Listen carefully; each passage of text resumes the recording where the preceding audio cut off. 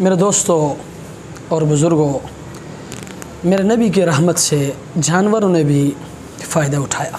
سرکار دو عالم صلی اللہ علیہ وسلم ایک مرتبہ مدینہ کے گلیوں سے گزر رہے تھے۔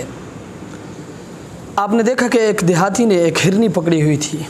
آپ علیہ السلام جب قریب سے گزرے تو اس ہرنی نے نبی علیہ السلام کو دیکھا تو وہ عرض کرنے لگی، اللہ کے رسول، اس شخص نے مجھے پکڑا ہوا ہے اور سامنے والے پہاڑ میں میرے 2 بچے ہیں، ان کو دودھ پلانے کا وقت ہو گیا ہے، مجھے دیر ہو رہی ہے اور میری مامتا جوش مار رہی ہے کہ میں ان کو دودھ پلاؤں۔ اللہ کے رسول، آپ تھوڑی دیر کے لیے اس شخص سے مجھے آزاد کرا دیجئے۔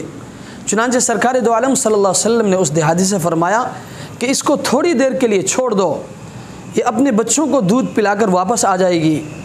اس شخص نے نبی علیہ السلام سے عرض کیا، اے اللہ کے رسول، میں نے بڑے مشکل سے اس کو پکڑا ہے، کیا آپ اس کی ذمہ داری لیتے ہیں؟ اللہ کے رسول نے فرمایا، جی ہاں، میں اس کی ذمہ داری قبول کرتا ہوں۔ چنانچہ اس شخص نے اس ہرنی کو چھوڑ دیا۔ دیکھنے والے بیان کرتے ہیں کہ وہ ہرنی بھاگتی ہوئی جنگل کی طرف جاتی ہے اور وہاں جانے کے بعد اپنے بچوں کو دودھ پلانے کے بعد نبی کریم صلی اللہ علیہ وسلم اسی جگہ میں موجود تھے۔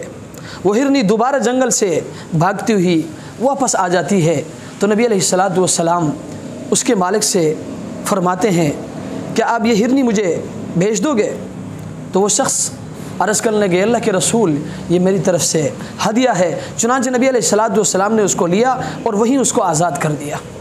ایک صحابی بیان کرتے ہیں کہ میں نے اس ہرنی کو جنگل میں دیکھا کہ وہ جنگل میں بھاگ رہی تھی، وہ جنگل میں چھلانگیں مار رہی تھی اور یہ پڑھ رہی تھی، لا الہ الا اللہ محمد الرسول اللہ۔